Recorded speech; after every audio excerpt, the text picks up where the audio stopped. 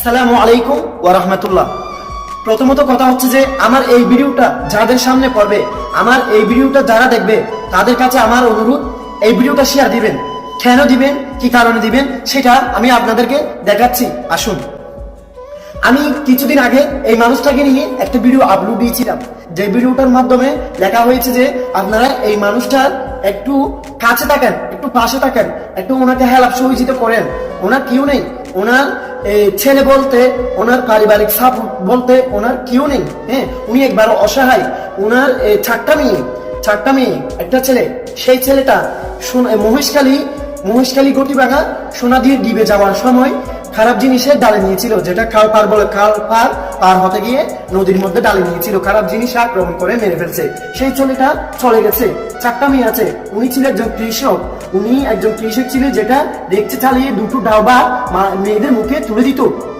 এখন ভাই সে সাধ্যটাও নেই, ওনার পা চলে গেছে।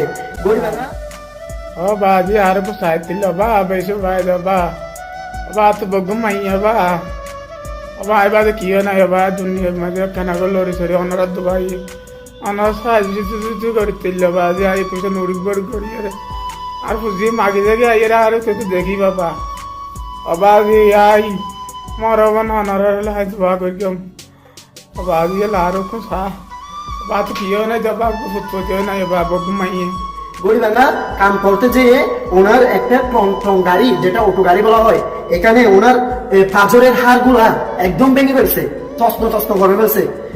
যেটা আপনার হাঁটুর নিচের পাঁজরের হাড়গুলা একটু দেখেন আপনারা, জয়েন্টে কিচ্ছু নেই ভাই, একটা আলাদা হয়ে গেছে। আবার যেটা হাঁটুর উপরে আছে, একই পায়, যেটা হাঁটুর উপরে আছে সেই হাড়গুলো দেখেন একদম জয়েন হয়ে, মানে দুইটা হয়ে গেছে, আলাদা হয়ে গেছে ভাই, খুবই দুঃখজনক। আসেন এবেলাতে মেইন কথায় আসি। আমি কিছুদিন আগে এই মানুষটাকে নিয়ে একটা ভিডিও আপলোড দিয়েছিলাম, তো সেখানে ভিডিও কম বেশি বা হাজার ভিউ হয়েছে, কম বেশি মানুষে দেখছে। সেখানে আমরা টাকা ততটুকু কালেক্ট করতে পারি নাই। এখানে আমরা যে পরিমাণ টাকার প্রয়োজন ছিল ততটুকু আমরা টাকা কালেক্ট করতে পারি নাই। প্রতিবেশী যারা আছে, যারা আশেপাশের মানুষ আছে, যতটুকু পারে ততটুকু সহযোগিতা করেছে। হ্যাঁ, তো এগুলো দিয়ে হয় নাই। লাস্ট পর্যায়ে ওনার একটা যে জায়গাটা উনি থাকতো, এই জায়গাটা টাকার কারণে, চিকিৎসার কারণে এই জায়গাটা বিক্রি করতে হয়েছে। যে জায়গাটা উনি থাকতো, কি পরিমাণ কষ্ট দেখেন। এই জায়গাটা বিক্রি করে 3.5 লক্ষ টাকা ওনার অপারেশনে দেওয়া হয়েছে।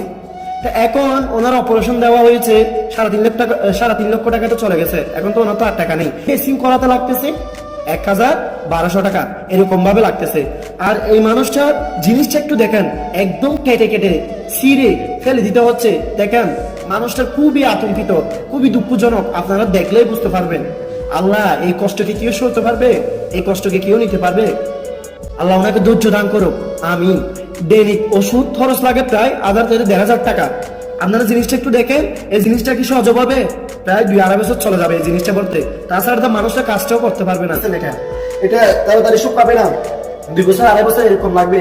প্রায় 10-12 লাখ টাকা লাগবে। ডাক্তার বলছে যে প্রায় 10-12 লাখ টাকা লাগবে। তা আমার কথা হচ্ছে যে আপনারা এই ভিডিওটা শেয়ার দিবেন, যে পরিমাণ মানুষের কাছে, বাংলাদেশের মানুষের কাছে ঘরে ঘরে পৌঁছায়। কারণ ওরা যদি কি 5 টাকা সহযোগিতা করে এই অসহায় মানুষটার পাশে যদি কি দাঁড়াতে পারে, তাহলে সেটা হবে আপনাদের জন্য এবং আমাদের জন্য সওয়াবের কাজ। হ্যাঁ, তো আমার এখানে বিকাশ নাম্বার দেওয়া থাকবে। আমার বিকাশ নাম্বার, আমি ওনার কাছের মানুষ, ওনার ভাগিনা। আপনারা বিকাশ নম্বরে চাইলে যোগাযোগ করলে করতে পারেন, এবং আপনারা যদি কি বিকাশ নম্বরে দিলেও দিতে পারেন, কথা বলে দিলেও দিতে পারেন। আপনারা সবকিছু বুঝতে পারছেন।